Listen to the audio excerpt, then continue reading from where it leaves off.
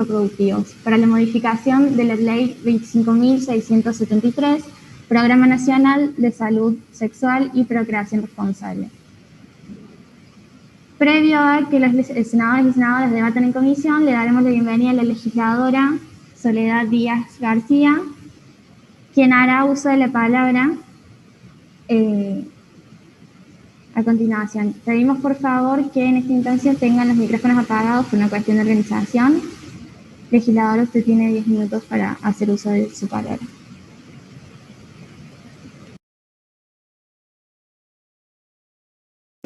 No tenés perdón, no está el micrófono. Ahí está. ¿Ahora? ¿Se escucha? Sí. Bueno, antes que nada quiero saludar esta iniciativa. Me parece muy importante que fundamentalmente la juventud se involucre en estos temas tan necesarios y que incluso ha sido la juventud la protagonista en los últimos años de una verdadera revolución en el marco de lo que tiene que ver con los derechos de salud sexual y reproductiva. Bueno, tenemos claro que si hay algo que ha asignado las grandes batallas y que el movimiento de mujeres y de la diversidad sexual viene desarrollando desde hace unos años para acá, es la cuestión del aborto.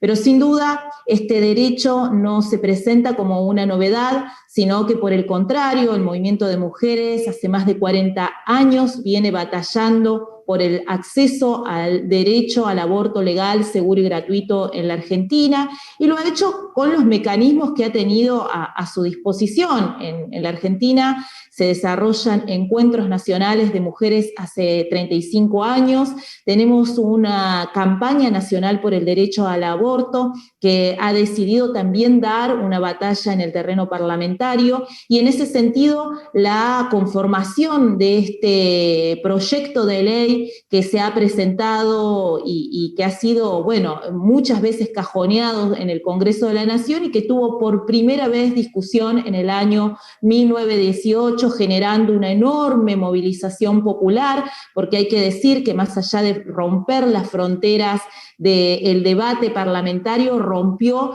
las fronteras de un debate social que se impuso en todos los intersticios de la sociedad.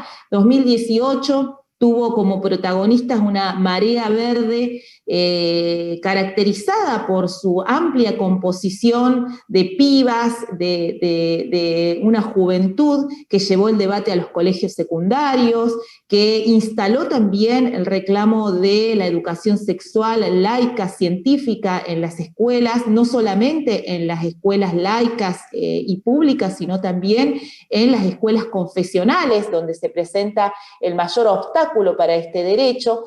Y finalmente tuvimos un cierre del debate, primero logrando y conquistando la media sanción en diputados y posteriormente siendo rechazada por el Senado con, bueno, una amplia actividad de lobby parlamentario de sectores ligados a las iglesias, no solamente la católica, sino también otros cultos.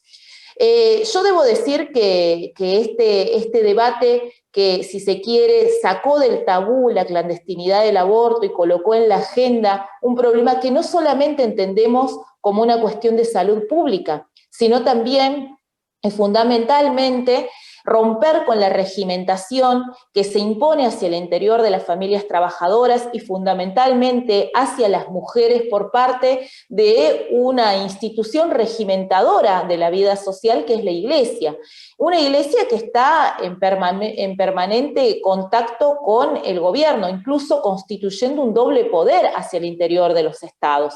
Nosotros advertimos que el derecho al aborto legal, seguro y gratuito como política sanitaria, pero también como política social dirigida fundamentalmente a las mujeres más pobres, que son las que mueren por aborto clandestino. En la Argentina se cuentan alrededor de 400.000 abortos en la clandestinidad y es una de las primeras causas de muerte materna. Es un derecho que ya ha sido garantizado en muchos países a nivel internacional. Es decir, que Latinoamérica y particularmente la Argentina representan un atraso en relación al debate de estos temas y fundamentalmente en relación relación a darle garantías y derechos que les han sido otorgados incluso por leyes internacionales, por nuestra propia Constitución y los tratados internacionales que se han firmado a las mujeres, es decir, el derecho a la igualdad de derechos que debe establecerse a nivel nacional. Bueno, yo quiero un poco traer a colación de este debate respecto al aborto el rol que ha cumplido incluso la Iglesia en nuestra provincia, porque si bien el derecho al aborto legal, es decir, a la interrupción voluntaria del embarazo en nuestro país, aún no es ley, desde el año 1921 en el Código Penal se ha consagrado el derecho y el acceso a la interrupción legal del embarazo, es decir, el aborto por causales. Este derecho que muchas veces ha sido cuestionado por la judicialización en innumerables casos, ha llegado incluso a contar con un fallo de la Corte Suprema de Justicia en el año 2012 que estableció que este derecho debía ser garantizado con sola la declaración jurada de la mujer. Bueno, o de la persona gestante, para ser más claros en el término. No obstante, no ha tenido un carácter ministerial.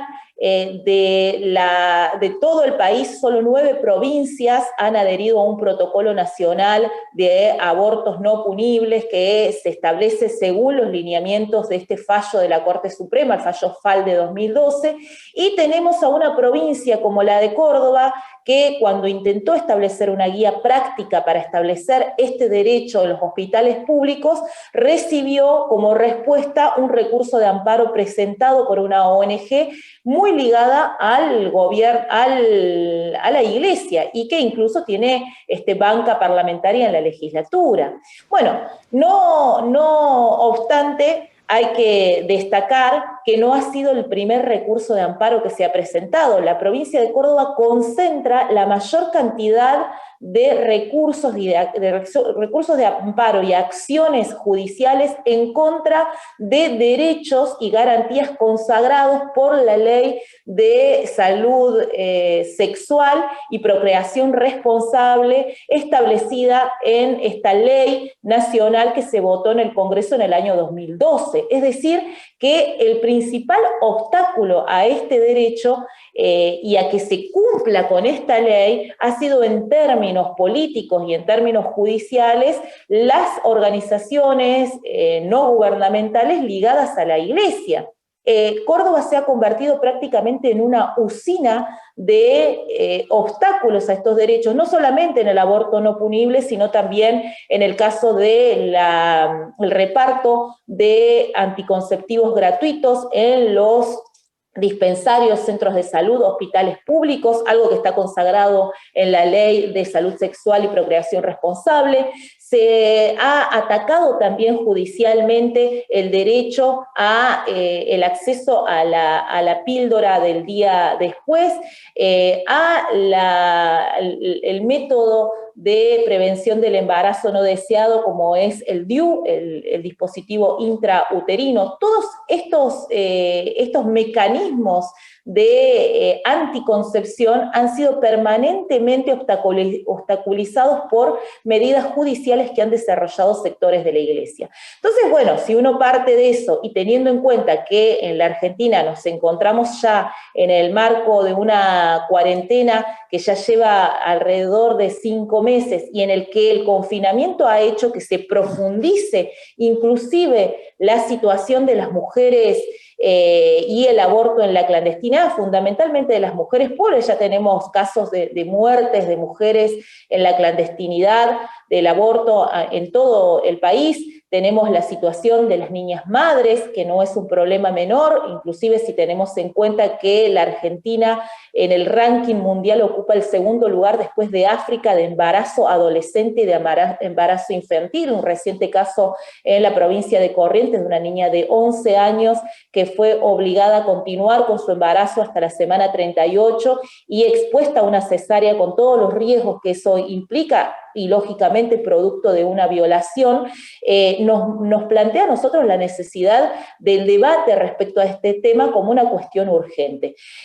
La Campaña Nacional por el Derecho al Aborto ha presentado este proyecto de ley, que es el consenso de diversas organizaciones, entre ellas el Frente de Izquierda ha sido cuarta firmante del proyecto que se debatió en el año 2018. Hemos acompañado la lucha en los encuentros nacionales de mujeres, pero también en el terreno de la acción callejera durante lo que implicó la Marea Verde en el 2018, y en todos estos años hemos batallado en nuestra provincia en contra, inclusive de los recursos judiciales que se han presentado para obstaculizar derechos. Lo seguiremos haciendo siempre bajo la premisa que para contar o para establecer verdaderamente los derechos de las mujeres se debe apuntar a la consigna clave, que es primero, la educación sexual para decidir, la anticoncepción gratuita para no abortar y el aborto legal, seguro y gratuito para no morir. Esa trilogía de consignas define por entero que cuando nosotros defendemos el aborto legal, defendemos antes que nada la vida de las mujeres que mueren a causa de la clandestinidad del aborto. Bueno, muchas gracias, legisladora. Ahora, manteniendo el espacio de formalidad y respeto, aquel senador o senadora que desee realizar alguna interpelación a la legisladora, por favor tenga el bien de utilizar la función levantar la mano.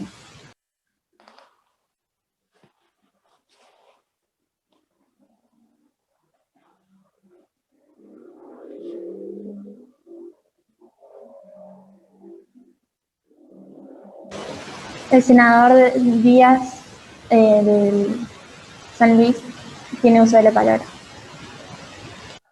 Bueno, buenos días, senadores y senadoras. La verdad que es un gusto contar con la presencia de Soledad Díaz y sus palabras y su discurso realmente muy inspirador y muy cierto. Mi pregunta va orientada a cuál es su posición respecto a la prostitución, que bueno, es uno de los temas que acabamos a tocar, que esta ley contemple y frente al cual hay, digamos, posturas muy distintas. Gracias. ¿Puedo repreguntar respecto a la Constitución? ¿Es la pregunta? No, disculpe, respecto a la prostitución. Respecto a la prostitución. Sí, bueno, en la Argentina se dirime un debate que ha recorrido sin duda el movimiento de mujeres, que tiene que ver fundamentalmente con qué posición asume nuestro país. Nuestro país, en el marco internacional, es abolicionista. Es decir, que no plantea la prostitución como un derecho, sino por el contrario, combate la prostitución. Nosotros desde el Frente de Izquierda hemos tenido una posición respecto al punto muy clara. Nosotros entendemos que la prostitución, antes que nada, no es una elección, es una situación en la que se encuentran mujeres empujadas por situaciones de vulnerabilidad extrema que encuentran en el comercio de su propio cuerpo una salida, si se quiere, y entre muchas comillas, laboral. Ahora, esto implica que como salida a esta situación se deba avanzar en medidas de represión, criminalización, persecución de la que están siendo víctimas las mujeres. No, es lo que nosotros planteamos de manera radical, de ninguna manera una respuesta a una problemática social que involucra muchos factores. En primer lugar, que las mujeres somos las más precarizadas, somos las que nutrimos el espectro de desocupación laboral, son las mujeres las que tienen una brecha salarial en el caso del trabajo registrado del 27% con los varones y en el trabajo no registrado del 37%, es decir, que hay una brecha salarial que ya nos coloca en una situación de desigualdad social. No se garantizan derechos de maternidad, como son las horas por lactancia, el derecho a la licencia maternidad-paternidad, tampoco se garantizan los jardines maternales, es decir, que ya las mujeres en el mercado laboral nos encontramos en una situación de absoluta inferioridad. Entonces, este recurso en términos laborales de la prostitución implica en muchos casos una salida, si se quiere, muy terrible. Nosotros entendemos que es una de las formas de regimentación y de sometimiento de la mujer muy graves, pero que de ninguna manera puede ser solucionada con la represión, sino fundamentalmente estableciendo las condiciones para que las mujeres puedan acceder a trabajos dignos. Después está la cuestión de quienes dicen que hay que regularlo y hay que otorgarles garantías laborales a las mujeres en situación de prostitución, y que en función de eso muchas mujeres han elegido voluntariamente encontrarse o acceder a ese escenario como forma de trabajo. Nosotros entendemos que de ninguna manera eso puede ser así. La experiencia indica que las redes de trata, que, bueno, las whiskerías en el caso de nuestra provincia, o los prostíbulos, o la venta que se hace incluso en los sitios públicos del mercado de la prostitución, es siempre regenteada. Participan, no es que la mujer elige ir, va y se prostituye en una esquina, sino que siempre hay un mecanismo de regimentación y de regenteo de sectores que nunca son alcanzados por la justicia. Finalmente, a las que criminalizan son a las mujeres que se exponen y no a las redes que funcionan por detrás, que se llevan un buen rédito y que incluso cuentan con el amparo judicial, político y de todo un régimen que nosotros entendemos como prostituyente. Bueno, muchas gracias, legisladora. Ya puede retirarse de ser lo necesario. Y nuevamente, a continuación, tendrá uso de la palabra la legisladora Adela Girdarelli.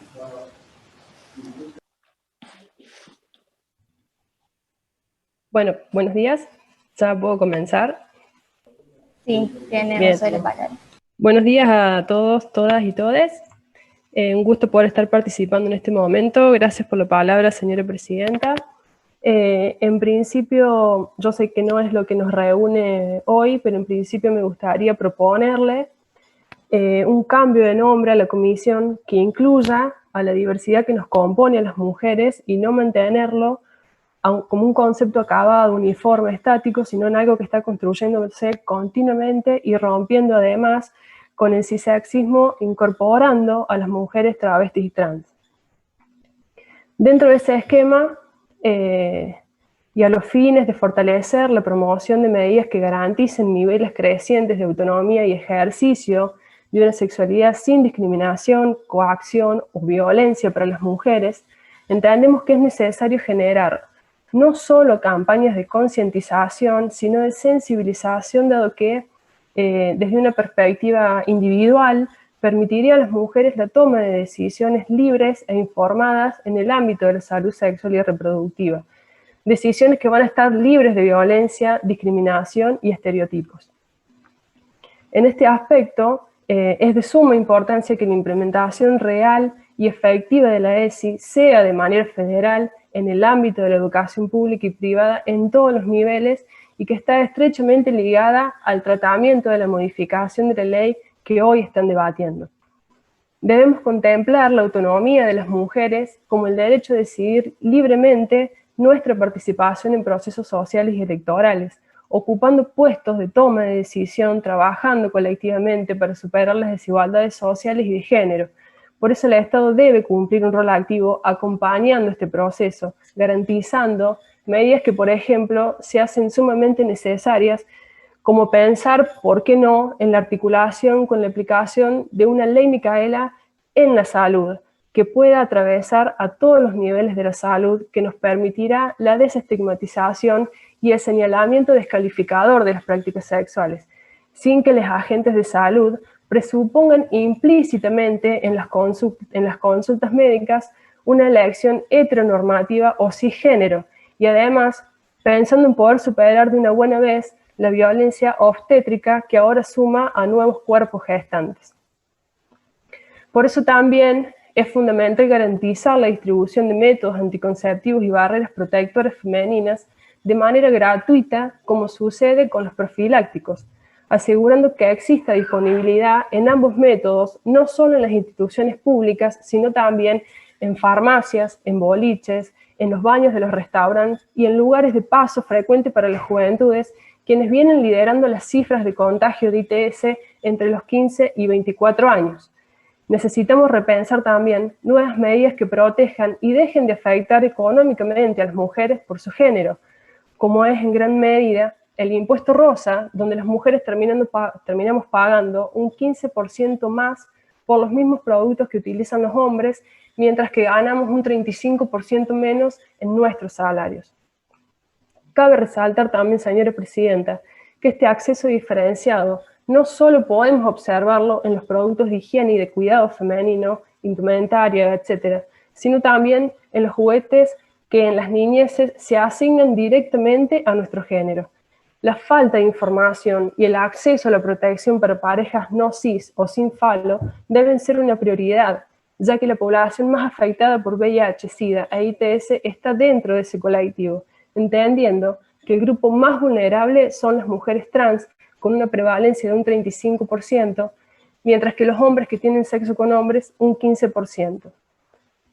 Es muy importante también poder impulsar desde los centros educativos y medios masivos de comunicación estrategias de información para abarcar tanto a las personas que están escolarizadas como a aquellas que están fuera del sistema educativo. Debemos recordar que el calendario educativo tiene, por un lado, límites temporales y por otro, no todas, todos y todes se encuentran dentro de la educación formal. Es por eso que es necesario fortalecer con campañas en los medios masivos de comunicación que permitirían llegar a aquellas personas y espacios que están fuera de la educación formal y a sectores más amplios de la formación, de la población.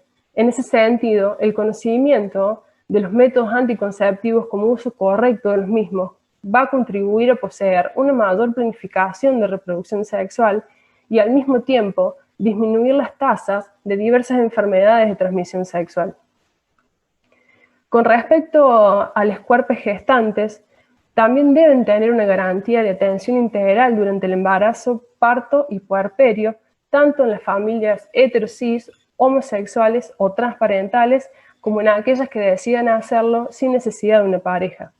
La falta de legislación con respecto a estos derechos de estos cuerpos a interrumpir el embarazo, como aquellos que quieren gestar en lugar de una persona que no puede hacerlo, resulta imperiosa para los tiempos en los que estamos viviendo, ya que necesitamos avanzar en el desarrollo de estudios que atañen a la diversidad sexual, como por ejemplo el aborto en varones trans. Para finalizar, y pensando en la creación de un comité encargado del seguimiento en la implementación y cumplimiento de esta ley, sumaría también la posibilidad de agregar una etapa de evaluación de la misma, en la que nos va a permitir seguir fortaleciendo puntos débiles de la ley, garantizando una legislación que nos contemple verdaderamente a todas, todos y todes, sin caer en un tokenismo actualizado, como ha pasado en algunas provincias, por ejemplo, con el cupo laboral trans, en el caso específicamente de Orán, en la que se aprobó y no tuvo una reglamentación. Eso es mi intervención, señora presidenta. Bueno, muchas gracias, legisladora. Ahora, manteniendo el espacio familiar, quien desee realizar alguna interpelación, por favor, levante la mano.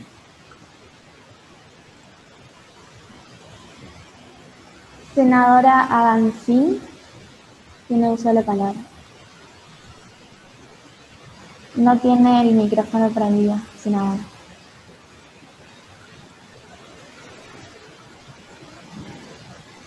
Senadora.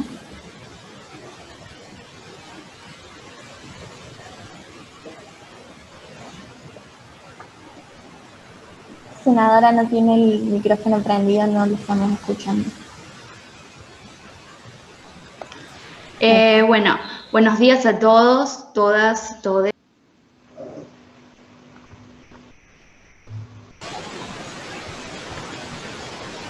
Volvió a tener el micrófono, senadora, apagado. Bueno, buenos días a todas, todes, todos. Quería traer el tema de la economía del cuidado, que me parece que se suma a lo de la brecha salarial, que fundamentalmente nos afecta a los que nos percibimos como mujeres, y me parece que ahora en la crisis se ha profundizado más, siendo que, y también en esta situación de pandemia, el tema de la violencia de género, es como que las mujeres en este contexto estamos teniendo muchísimas dificultades, por así decirlo. Y también que me gustaría que el tema de la educación sexual integral se entiende como aprendizaje y no como capacitación, porque hablar de aprendizaje es mucho más abarcativo y me parece que es algo que se tiene que aprender. Discúlpeme, Más allá, no es una capacidad de desarrollar, es algo que tenemos que aprender y adquirir, porque es un proceso educativo. ¿Cuál sería la pregunta para la legisladora? La pregunta sería si ellas consideran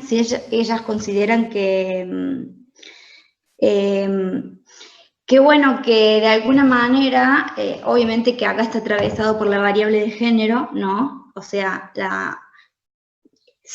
cómo afecta el tema de si ven ellas particularmente que en la situación de la pandemia, la situación de las disidencias, por ejemplo, y que también a esta ley, nosotras que buscamos modificarla desde el bloque de todos, queremos que las disidencias y los cuerpos gestantes también sean contemplados, y bueno, y también incluir esto no puede dejar de tener un punto de vista económico, ¿no? Que las dos leyes que vamos a tratar se complementan en este sentido, ¿no? Pero sería básicamente eso, ver que esto también tiene, bueno, un costado económico, y también el tema de la modificación de los conceptos que planteamos desde el bloque de todos, si ellas coinciden en eso, ¿no? De cambiar el tema de, por ejemplo, de la ley de reproducción de procreación a derechos sexuales y reproductivos,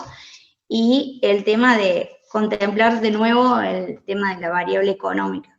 No sé si se entiende.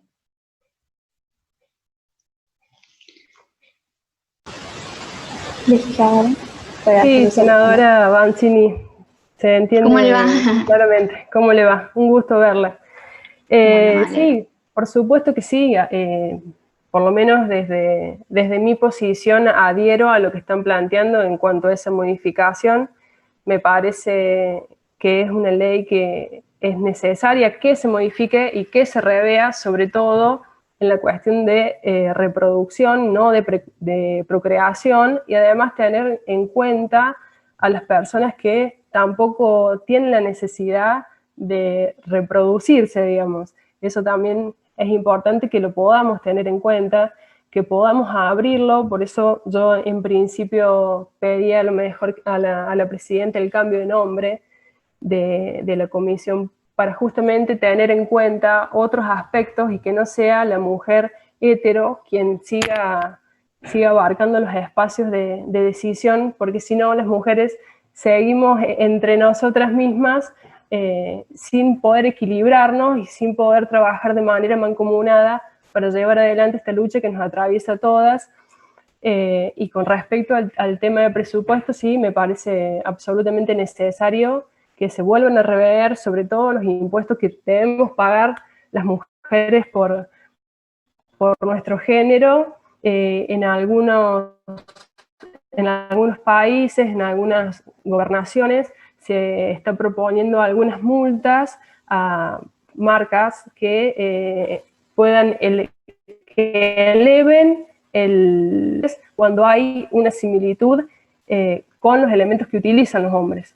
Esa sería a lo mejor una buena variable a tener en cuenta, y creo que debería estar también acompañado con el tema de la concientización y sensibilización en la temática. No sé si está satisfecha la senadora Avancini.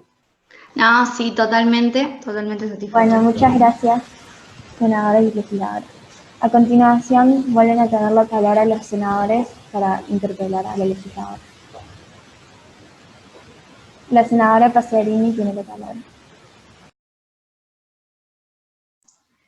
Muchas gracias, señora presidenta. ¿Cómo le va, legisladora? Es un placer tenerla con nosotros. Yo soy parte de la Juventud Universitaria Peronista, pero hoy me toca representar a la Unión Cívica Radical. Y desde el bloque hemos estado conversando acerca de la propuesta del proyecto. Dado que es un proyecto que nosotros presentamos, mi duda iba para ambas legisladoras, también para Soledad. Más que todo, cuando se han debatido estos temas en la legislatura, ¿cuál ha sido la posición que ustedes consideran que han tomado los diversos bloques respecto a, bueno, esta concepción de prostitución que para algunos bloques es obsoleta, podríamos decir que ya es trabajadoras sexuales? Pero bueno, a mí me interesaba saber, digamos, más, no tanto en cuestiones puntualmente legales, sino más en cuestiones políticas, cuáles eran las concepciones del término y cómo creen ustedes, digamos, que nosotros lo podemos implementar para el desarrollo del modelo. Muchas gracias.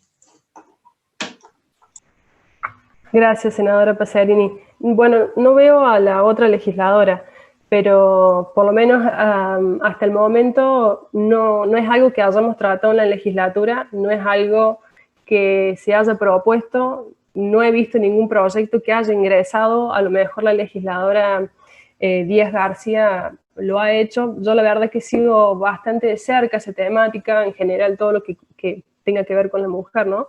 Pero no he visto el ingreso ni el debate en el recinto con respecto a los trabajadores sexuales. Eso no está. Incluso también el tema de la modificación de estas leyes o del presupuesto, tampoco en nuestra legislatura es algo que se esté conversando, más allá de que tengamos el Ministerio de la Mujer. Digamos, es importante que podamos avanzar en este sentido.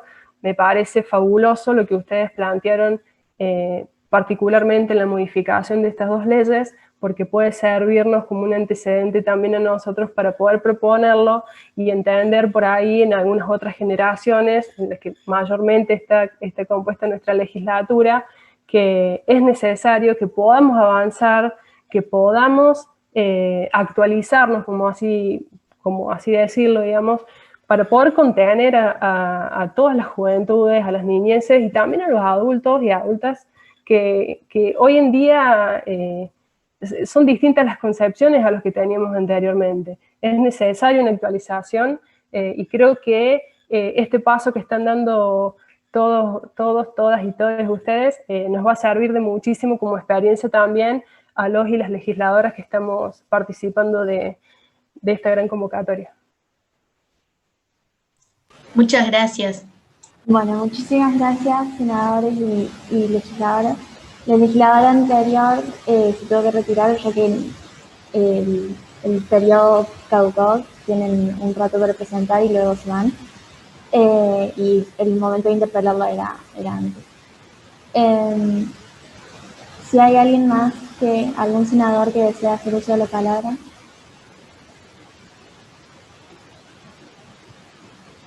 El senador Díaz tiene uso de la palabra. Recuerdo antes de que empiecen de que restan 10 minutos de esta instancia. Muchas gracias por otorgarme la palabra. Bueno, es un placer tener a la legisladora y mi pregunta apunta a cuál es su postura respecto, es decir, usted habló sobre que la educación sexual integral es importante que se brinde tanto a instituciones públicas como privadas, pero ¿cuál es su posición respecto a las instituciones confesionales en donde en la ley que que vamos a debatir establece que se van a priorizar las convicciones individuales de las instituciones? En ese caso, en el trabajo como senador se me dio un gran interrogante en cuanto a ese punto. Digamos, los estudiantes siguen siendo ciudadanos argentinos, en mi caso, bueno, represento a San Luis, ¿no? Pero, digamos, que los directivos de una institución no acuerden dar este tipo de educación. No sé si se entendió. Muchas gracias. Gracias, senador Díaz. La verdad es que es un punto muy importante. A mí me pasa particularmente, y lo doy como ejemplo porque me parece que puede servir. En la ciudad de Villa María, de donde yo soy, tenemos colegios que ni siquiera dejan a los alumnos a participar ni a formar un centro de estudiantes, o sea, y que tienen que ver con colegios que tienen una formación religiosa.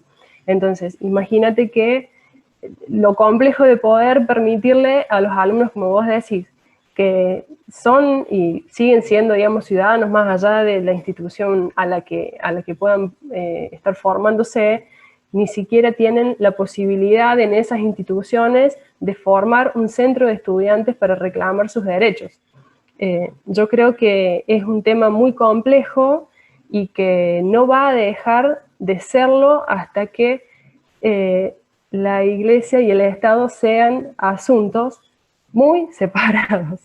Me parece que pasa por ahí. La primera discusión es separar al Estado de la Iglesia, principalmente para que estas cuestiones puedan quedar en que lo integral sea para todos y todas los alumnos y todos los ciudadanos, como vos estás diciendo.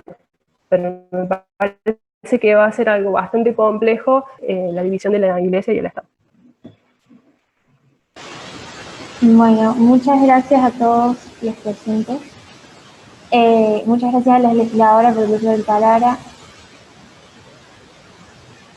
Y vamos a hacer una última interpelación, si es que es acotada y entra antes de las 11 horas. La senadora Avancini tiene nuevamente la palabra.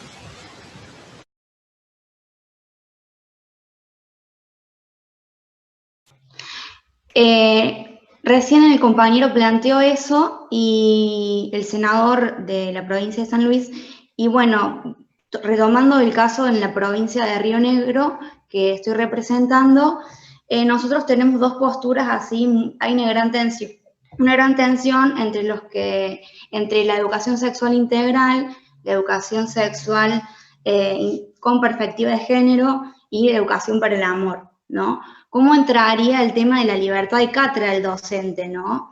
¿Cómo hacer con la libertad de cátedra, la libertad que tienen las instituciones para marcar, para imprimir su proyecto institucional en la formación de los estudiantes y las estudiantes?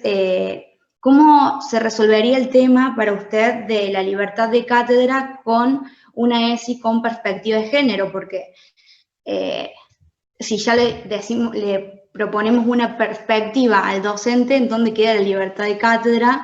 ¿Y cómo resolver esta tensión? ¿O cómo usted cree que... bueno, estoy abierta a lo que usted, a ver cómo se resolvería esta tensión, ¿no? Entre la libertad de cátedra y en un cumplimiento efectivo de la ESI.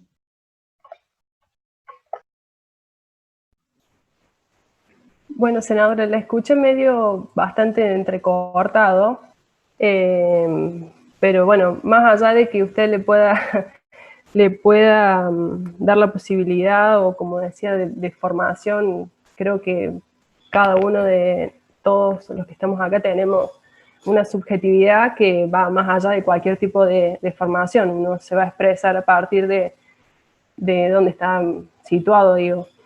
En ese sentido no entiendo bien lo que está planteando con respecto a la dicotomía, porque lo escuché bastante cortado. Claro, sería como, ¿cómo hacemos para negociar el tema de la libertad de cátedra, que algunos es un argumento que sostienen para la no implementación del ESI desde la perspectiva de género? Eso básicamente sería. Claro, lo que pasa es que es el Estado el que debe garantizar eso, digo. Bueno. El Ministerio de Salud, de Educación, perdón.